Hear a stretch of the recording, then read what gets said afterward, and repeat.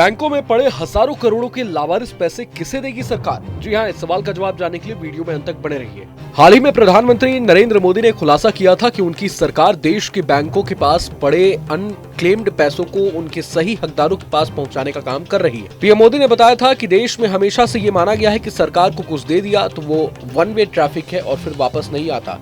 PM ने बताया कि जब सरकार और जनता के बीच विश्वास मजबूत होता है तो काम कैसे होता है।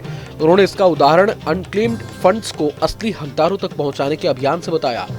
पीएम ने बताया कि देश के बैंकों में नागरिकों का लगभग 78,000 करोड़ रुपए अनक्लेम्ड पड़ा है।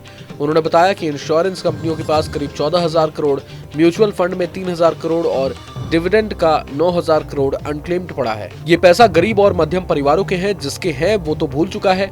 हमारी सरकार देश भर में अब उनको ढूंढ रही है। हमारी सरकार उसके हकदार तक पहुंचने में जुटी हुई है।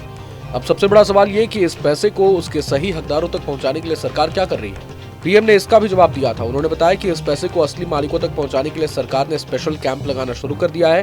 पीएम ने बताया कि अब तक करीब 500 जिलों में हम ऐसे कैंप लगाकर हजारों करोड़ रुपए असली हकदारों को दे चुके हैं। पीएम ने जोर दिया कि ये पहल दर्शाती है कि जब मन अच्छा है तो कल भी अच्छा होता है और उनकी सरकार जनता के प्रति पूरी ईमानदारी और विश्वास के साथ काम कर रही है। अब पूरे मसले पर बीजेपी सांसद अनुराग ठाकुर का भी बयान सामने आया है, जिसमें उन्होंने विस्तार से इस मसले पर चर्चा की है। सुनिए। देखिए, कंप्लायंस बर्डन लगभग 63,000 कंप्लायंसेस का इस देश भर में था, अलग अलग स्तर की, राष्ट्रीय, राज्य और म्यूनिसिपैलिटी। उसको कम करके जो केंद्र कर सकती थी उसको हमने अब मात्र 24,000 कंप्लायंस तक लाकर खड़ा कर दिया। और लगातार माननीय प्रधानमंत्री मोदी का प्रयास है कि ईज ऑफ डूइंग बिजनेस और ईज ऑफ लिविंग दोनों पे बल दिया जाए।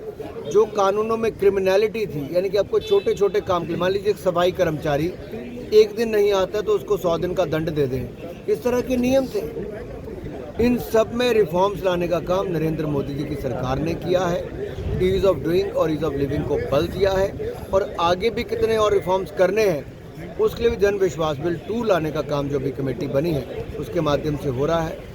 जनता का विश्वास भी जीता है, जनता के लिए योजनाएं भी लेके आए, जनता के जीवन में सुधार भी किया है।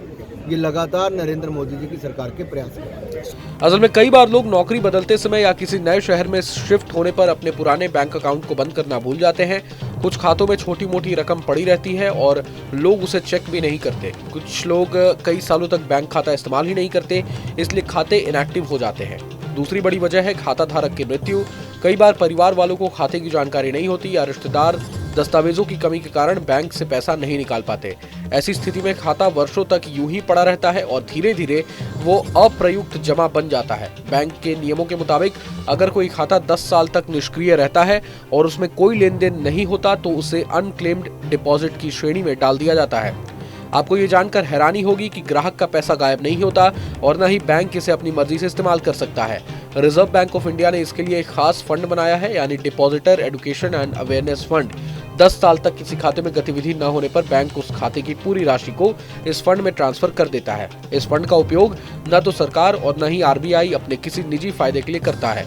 इसका असली उद्देश्य देश में लोगों को बैंकिंग से जुड़ी जागरूकता देना और उनकी वित्तीय सुरक्षा को मजबूत करना है। इस फंड के जरिए बैंक फ्रॉड, गलत निवेश और वित्तीय जोखिमों से बचने के लिए जागरूकता कार्यक्रम चलाए जाते हैं। साथ ही जमाकर्ताओं की सुरक्षा से जुड़ी योजनाओं को बेहतर बनाने पर भी यही पैसा खर्च किया जाता है। यानी यह पूरी राशि देश में वित्तीय साक्षरता बढ़ाने और ग्राहकों की सुरक्षा को मजबूत करने के काम आती है। Bureau report, news nation.